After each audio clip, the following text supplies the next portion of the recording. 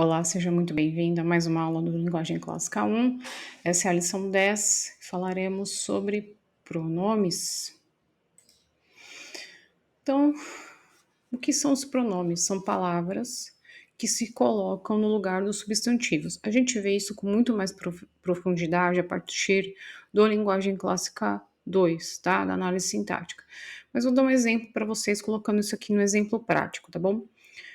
Eu estou escrevendo, eu estou falando sobre a Rafaela, por exemplo. Rafaela gosta de estudar, Rafaela gosta de matemática, Rafaela quer aprender a costurar. Fica cansativo, não fica?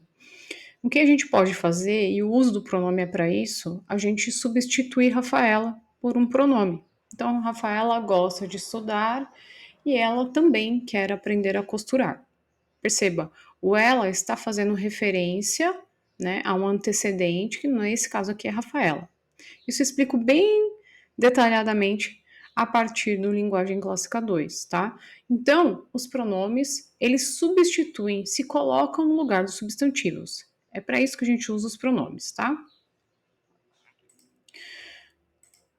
Então, eu vou falar aqui do que eu acredito que seja o mais importante para a gente aprender na morfologia.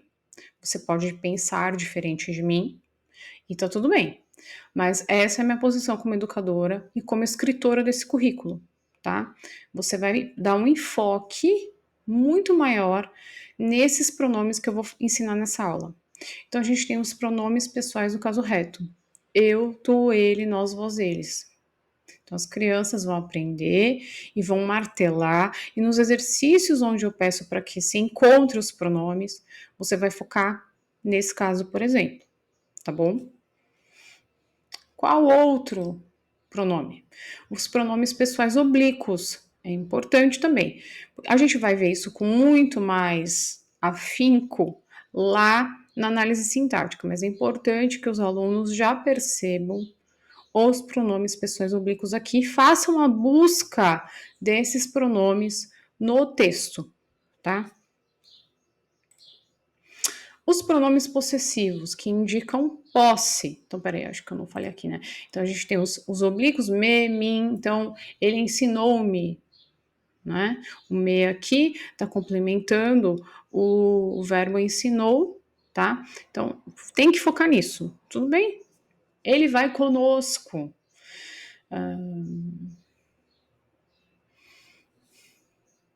Deixa eu pensar em outro exemplo aqui.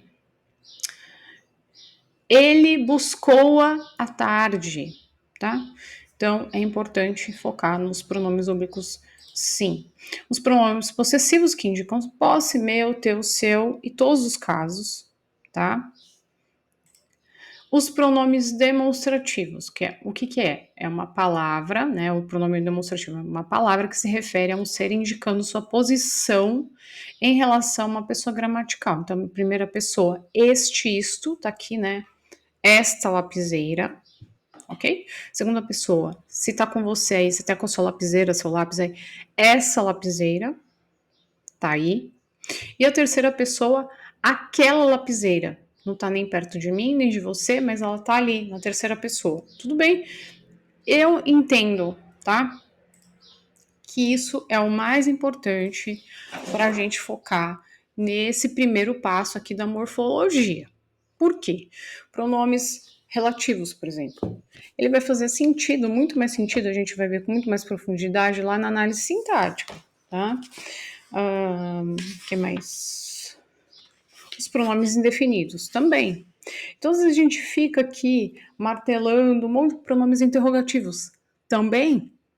A gente fica martelando isso aqui na morfologia, e na verdade eles têm uma função lógica que a gente vai entender a partir da linguagem clássica 2. Tá? Se eu não me engano, por exemplo, os pronomes interrogativos, a gente começa a ver, se eu não me engano, tá, gente? No linguagem clássica 5. Tá?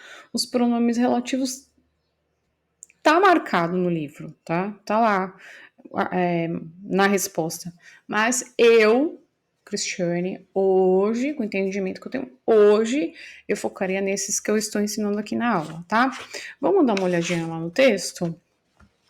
Deixa eu ver qual que é o texto aqui para indicar para vocês. É Mateus 13, de 1 a 23, tá? Vamos ver o que ele fala aqui.